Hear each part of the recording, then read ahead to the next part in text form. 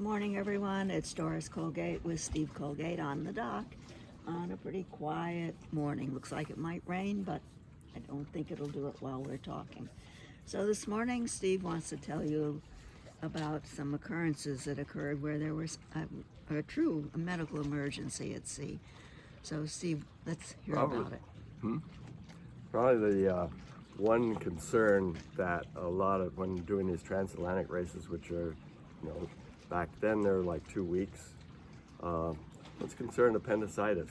And my first transatlantics were aboard Dinah with Clayton Ewing, who was the owner. And Clayton evidently had sailed in the Caribbean a few years earlier with some friends, and one of them got appendicitis. So back then, there wasn't any refrigeration. It was ice boxes on the boats. And so he had plenty of ice, and he just packed the guy, put him in his berth and packed him with ice and kept the inflammation down, and he was okay. So then Clayton, after the first transatlantic race, and we were going on another one, he said, maybe all you guys, all your crew members ought to get your appendix taken out before we leave. And this was he then consulted a few doctors, and the doctor said, no, I don't think that's a very good idea. Too many possibilities of other things happening. And so that was canceled, and we just did our normal racing. But of course, racing, well, my next sailing, a lot of my sailing was with Larry Huntington, who had climbed Mount McKinley and also Denali. It was then changed, Mount McKinley was then changed to Denali in Alaska.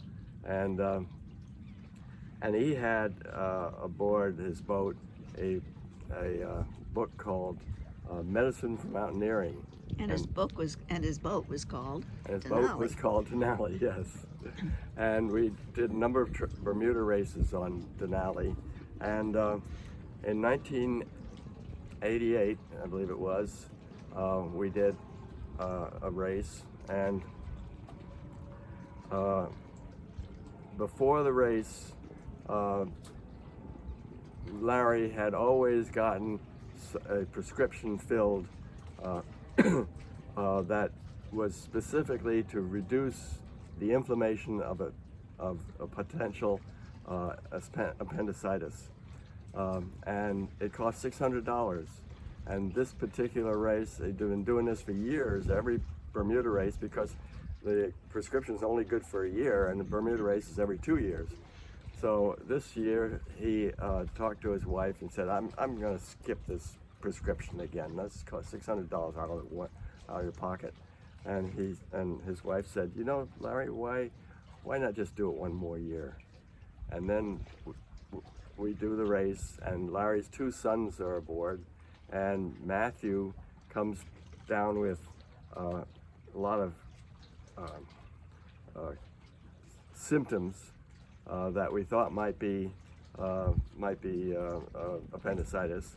And so we looked it up in the book of Medicine for Mountaineering. Mountaineering is somewhat like racing on ocean racing, because you're away for weeks at a time and not near a doctor, not near a hospital, and you've got to be able to be on your own.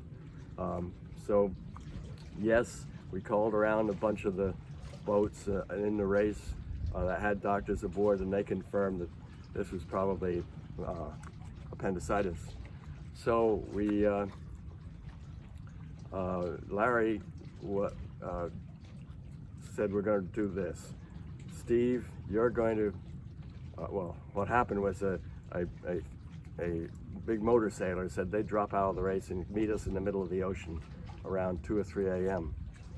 And so he said, Larry said, Steve, you're going to try to get us alongside so we can get Matthew and his brother aboard the other boat.